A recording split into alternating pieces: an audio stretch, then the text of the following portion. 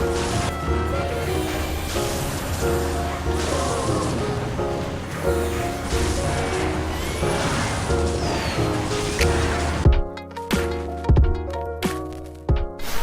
YouTube! A new card has just been released, the Void Spell, and so I want to talk to you guys a little bit about this new card, my thoughts on it, and how it fits into different hog decks.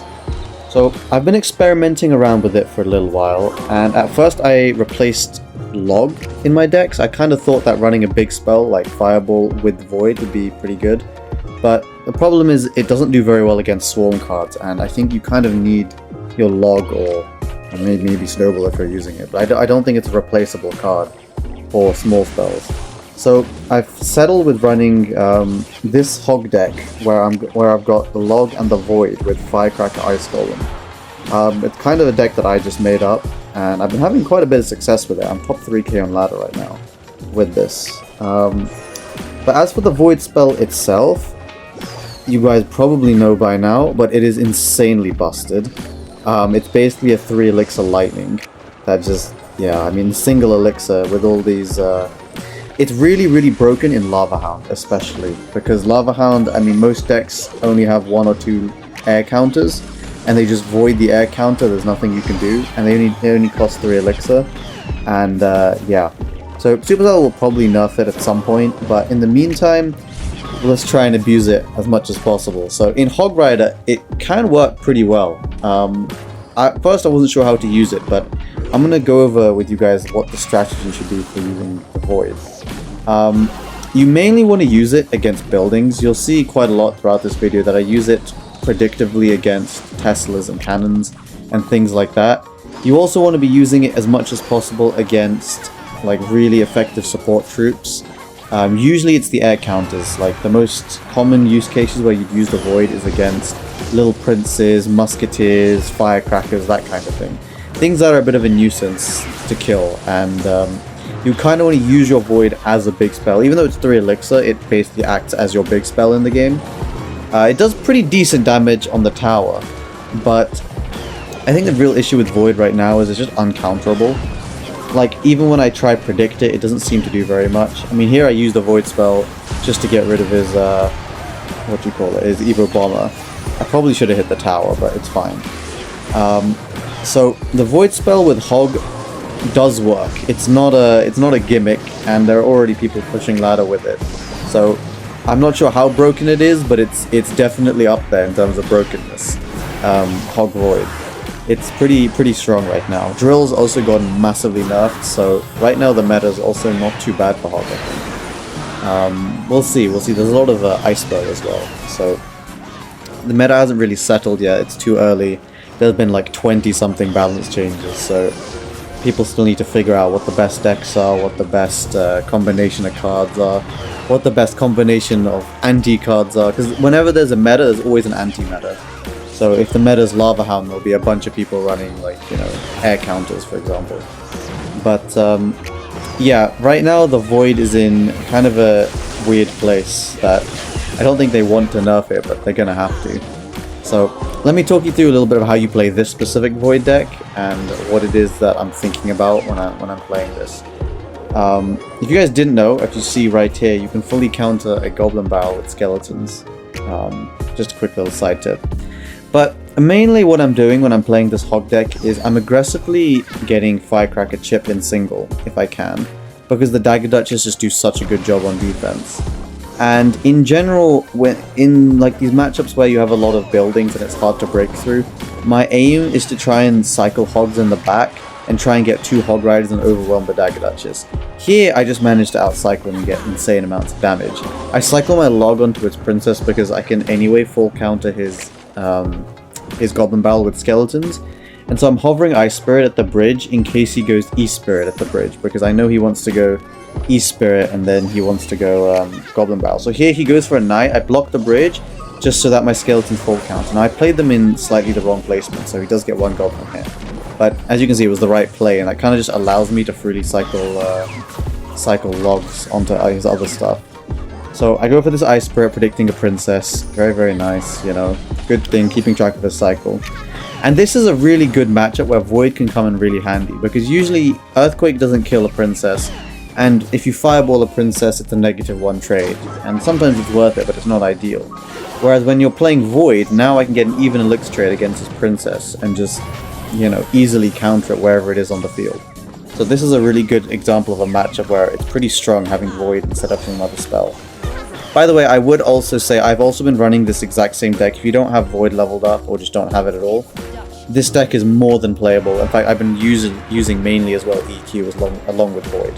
Even Fireball I tried out for a while, but I think Earthquake and Void are better than Fireball in this deck.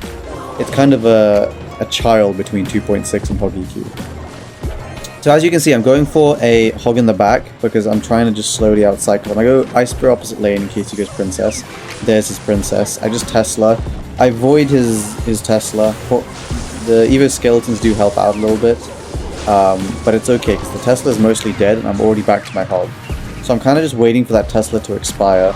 He already starts his Fireball cycle, so I'm thinking, okay, he can't Princess the bridge, so I'm just going to have to reset and try and overwhelm him, because otherwise this rocket damage, he just went -6. So here we go, I Void his Tesla, instantly go for a Hog, and now we've outcycled it. Let's see what happens. You know, I go for my Firecracker, gets massive damage, I get a lot of chip. I don't prediction log because it's a bit of an overcommit. This is so much log value. Like, why would I not take, you know, 6 elixir worth of log value on his princesses? He probably shouldn't have done that. I go for my Evo Skeletons, which full counter. Then, now that I know the left Dagger Duchess is going to be targeting Evo Skeletons, I go for this Hog, because now the other tower isn't going to be helping out. My Hog does get some value, but as you guys saw, the Evo Tesla clutched up so much right then. Like, actually, it was insane how much value the Evo Tesla gets now. I've been running Evo Tesla even in this deck instead of Evo Firecracker for that very reason. Because Evo Tesla, you're getting guaranteed first spawn and death spawn shockwaves.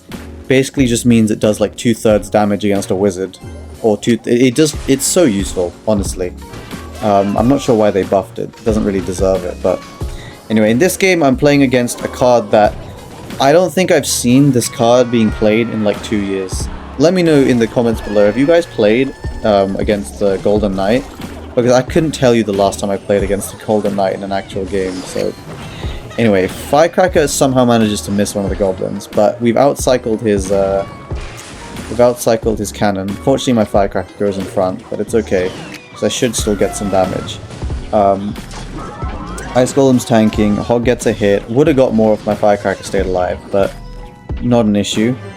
He pops his ability way too early, but I think the reason he did it was just to try and, yeah, here I don't know why I went Ice Bear, I should have just logged, it's kind of silly. But I don't know, I think he went for his ability early, because with the new set of buffs, I think the ability gets back earlier. Oh, that must be why, I just realized, I'm pretty sure there was a Golden Knight buff, right? So I guess that would explain why people are starting to run it. They reduced the time between each ability, so that's why it actually kind of makes sense now to pop your ability early. Oh, I didn't even realize that in the game. Interesting. Well, see, Void in Void does really well against matchups where they have buildings, or they have like, you know, let's say a bowler or an E-Wiz or stuff like that, because you can just chuck a Void on it and it does really well, right? It basically full counters it. The Void also does an insane amount of damage against like giants, gold, you know, like actual tanks. So it's like, shouldn't underrate how much damage it does against tanks.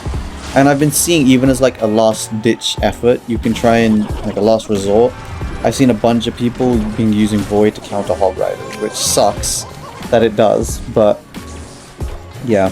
This deck is really strong. I've been running it and having a lot of success with it. I would say its biggest weakness is trying to play against, look at that, instant death to the Evo Bomber.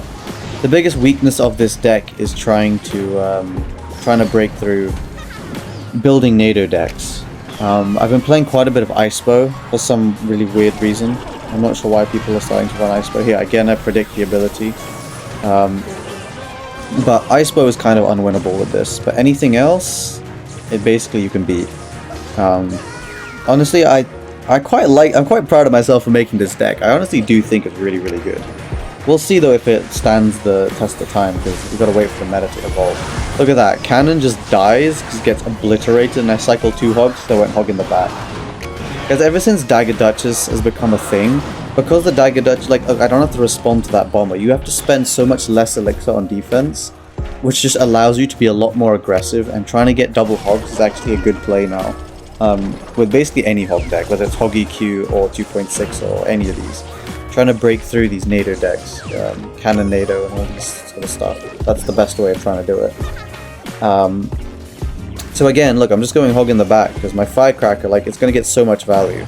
The reason I like Firecracker as well is just that people like avoid, basically everyone's running Void, and Void just destroys a Musketeer anyway, so if it's going to destroy a Musk or a Firecracker, I might as well use a card that's 1 elixir cheaper. And because that means I'm a little bit more vulnerable to like air attacks because they have arrows, that's why I just put in Tesla, because Tesla's really strong right now, especially with Evo Tesla being released. Really quite a good card. So again, I'm sort of just defending. We've basically won this game already if I don't choke. But you can see how easily I'm managing to break through these matchups just because I go hog. Instead of Earthquake, you just Void. Like, I don't even have to do anything. Here he messes up, so I don't have to do anything. But yeah, this is just GG's log Void. I think Void still does less damage though than an Earthquake and a Fireball. He actually protect you. It's funny, with the Void you can, because it acts like a lightning, you can basically try and like Void predict, or even Void react, where you like reduce the damage of the Void by playing cards into it, just like he did. Kind of interesting, but that's going to be some new tech that people have to get used to. This is the final game. I'm playing against Giant, but for some reason he's running Tesla as well. I have a feeling that Tesla is going to be the most popular building this season, just because it goes underground. You can't void it early, you can only void it when it's active, and because of the evolution Tesla getting a massive buff. They said it's a rework, but it's just a buff. Giving it a death shockwave is actually insane. So he just used his NATO, he doesn't have his building in cycle, so I just go Ice Golem Hog opposite lane, and that Giant is basically pulverized. I go Skeletons, and here I have a bit of an interesting defense. So he goes for a Hog, I Firecracker, and then I just log last second to full counter. Perfect Ice Spirit, and here I could have Ice Golem, but I thought my Firecracker was going to get a hit and nothing would get damaged, but we got a little bit, unfortunately. And then I go for a Hog Rider thinking, okay, well I saved 2 elixir, I'm 2 elixir up, maybe I'll get some damage, but he's already back to Tesla, and he even goes Goblins, which is kind of an overcommit. I don't think he needed Goblins, but either way. We're basically even at this point in the game, and again, because he has Tesla, my game strategy is just try and outcycle it, and also when I do get my Hog there, just Void it. You can like prediction Void. There's actually some cool plays you can do with the Void. I gotta say that I'm quite a big fan of this card. I like the Void being added to the game, it just needs balancing, but it's quite a cool concept, and I think it is quite healthy to have like a new spell in the game. It's been a while since we've had a new spell. There have also been leaks that there's a new champion coming out, but I'll probably talk about that when we have more information. So here, look, I can just see I'm clumping everything together. My Firecracker is just... The thing is, because you have Dagger Duchess, you can really overprotect. Like here, look at this prediction Void. You can really overprotect prediction log for Goblins, so we can't go Goblins. You can really overprotect your Firecrackers when you're running it in this deck, and you can get so much value out of them. Whereas Musketeer, I feel like it's not quite the same. You know, you don't get as much value on defense and offense. Yeah, this was well played by him. Nice NATO. I keep forgetting that NATO can kill skeletons, honestly. It doesn't even occur to me in these games. But yeah, look at this. Firecracker just at the bridge. Firecracker is also good because it kind of just gives you another win condition. And I'm not running Evo Cracker because I think having Evo Skellies and Evo Tesla is more annoying. I want like a more defensive deck, so that I can like, you know, properly defend against these tough matchups, because on offense I can always just Void Cycle, I can always just have Hog damage, but then I also have my Firecracker as chip.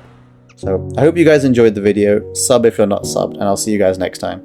Take care, peace.